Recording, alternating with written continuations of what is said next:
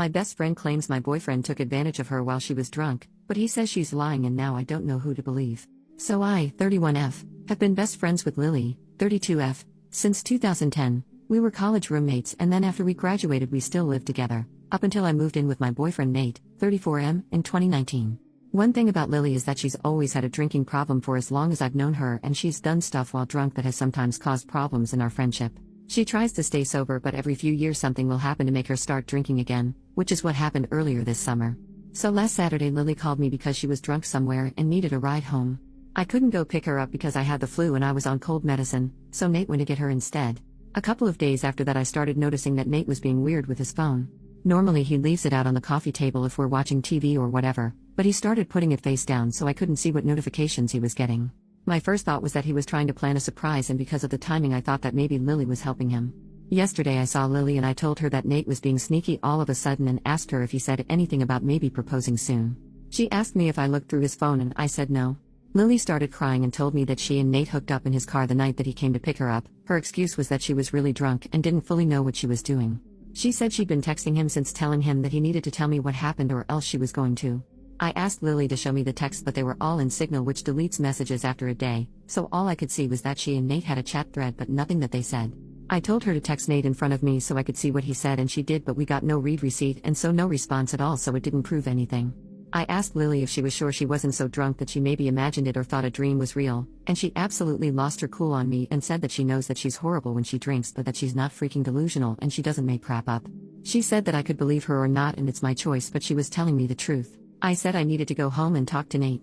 So when I got home I confronted Nate with what Lily had said, and he acted shocked and denied that anything like that had happened at all and said he didn't know why she'd think so or say so. He said that he had just given Lily a ride home and the only thing that happened was that they talked about how he and I had been together for a long time and how we should get married already. He admitted they were talking on Signal the next couple of days, but he said that it was about exactly what I thought, that he was asking her about engagement rings and what kind of proposal I would want. Nate replied to Lily's message from before asking her if she made up a story about them hooking up to not ruin the surprise about his proposal, and she texted him back that there was no proposal and to stop playing dumb.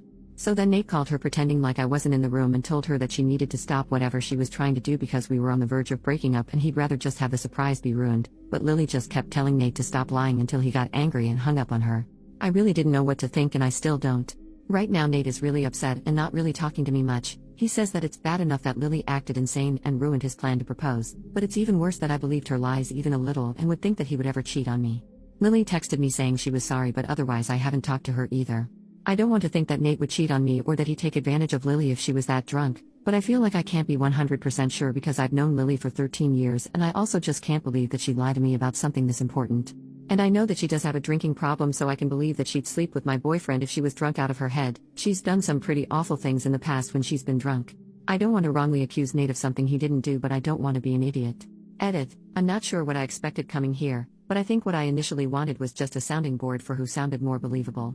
But someone gave me the tip that you actually can recover messages from Signal, so when I have a chance later tonight, I'm going to try to do that to see if I can get some actual proof of what happened. But so far I haven't talked to anyone else about this though. I really just don't want to spread around what did or didn't happen to the rest of my friends or family without actually knowing for sure.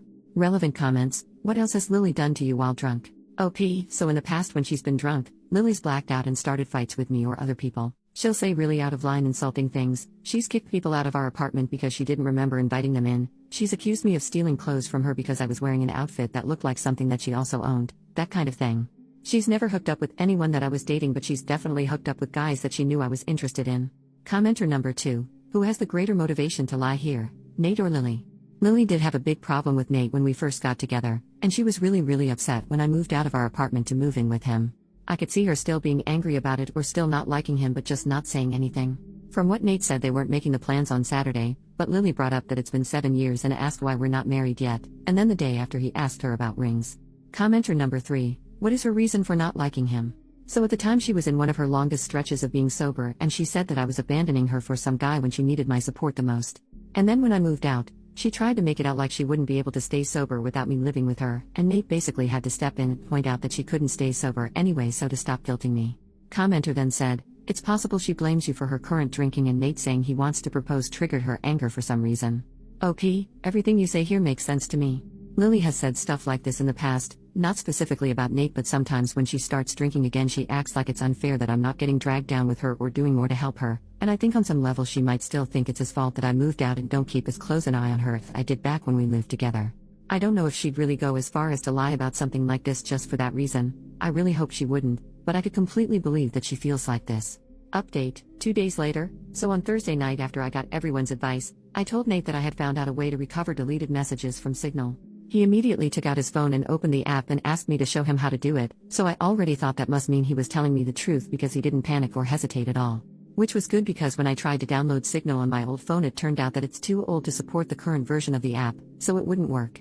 Nate then asked me if we were going to have to go out and buy a new phone for me to believe that he was telling me the truth, and he said that he was willing to do it if that's what it would take. I told Nate it wasn't that I didn't believe him, I just wanted to have some proof because I just couldn't understand why Lily would lie about it.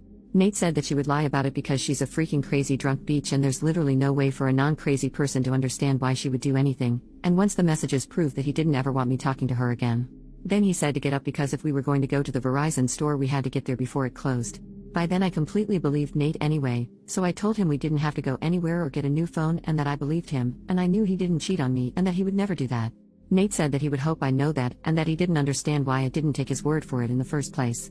I started trying to explain why I didn't want to just immediately dismiss what Lily had said happened, but Nate said that he really couldn't listen to that right now. I said that was fair and agreed that I would cut Lily off, but that first I wanted to try to get her to admit that nothing happened. Nate said fine, but to call her with my phone on speaker because he thought he also deserved to hear her admit that she was lying. So I called Lily and I said the same thing to her that I said to Nate, that I figured out how to recover deleted messages on Signal. She asked me why I would need to do that, so that was when I knew for sure that she was definitely making it up and not just confused somehow. I said it was because I wanted to have proof of what she and Nate talked about. Lily asked me if I saw their messages, so I lied and said yes. After that Lily just went silent until finally I asked her if she was going to say anything. Then she asked me if that meant that we were engaged now. So then I really just lost it on her and screamed at her, asking her if she was serious and what the hell was wrong with her, and how could that possibly be all that she had to say. Lily started screaming back, telling me to calm down and about how obviously I never believed her anyway because it's not like we broke up over it. I was crying by that point and because of that I couldn't really say anything else, so then Nate told Lily to go screw herself and to never ever contact either one of us ever again and hung up on her. A minute later Lily sent me a completely unhinged text that I'm quoting here verbatim. "Courtney, you are supposed to be my friend for life. You are supposed to be there for me. You are supposed to be my person. But then you meet Nate and now you only care about Nate. Everything is about Nate. Tell me why Nate comes to pick me up when I call you? I called you, not your precious Nate. I only want you to see how messed up this is, but do you? No, of course you don't. Of course you choose Nate over me like you always do and like you always will. You pretend to care about me, but I can see you don't care. It is pathetic, Courtney. You are a pathetic woman who would choose a man over a friend. But since you can't say it yourself, I will. Since you have to have your sweet perfect little baby Nate do it for you, I will. Goodbye, Courtney. Is that what you want? Goodbye forever. I hope you freaking got what you freaking want." There were the 3 dots after that showing she was still typing more, but I blocked her before she sent it. I don't care about anything else that she has to say. I'm sure it's all just going to be more bull crap about why this is my fault or justifications about why what she did wasn't that bad and I should forgive her. I know Nate is probably right and there's no non-crazy logic behind why Lily would stoop to doing something like this, but obviously I've still been thinking about it and my best guess is that whoever said that Lily still blames me and Nate, apparently mostly Nate, for her being a drunk mess who can't get her life together is right.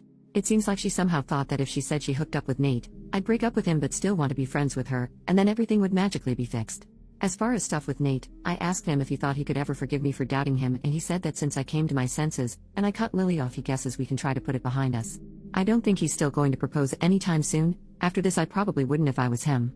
And from what Nate said, he didn't actually do any planning yet other than asking Lily about rings and if I think a public proposal was tacky or not. All he was doing so far was trying to get ideas without me knowing he was talking to her about it. So just based on that I think probably it's not going to happen for a while if it still does at all. Also thanks to everyone for the advice and support. I know I didn't respond to many comments but I really did appreciate everyone who cared enough to want to help. New update, 1 year later. I haven't logged into this account for about a year, but I got a few messages asking for an update, so here it is. I'll keep it as short as I can. Unfortunately I have nothing good to report. It turned out that whatever was going on with Lily that caused her to make false accusations about Nate was the beginning of some kind of a psychotic break.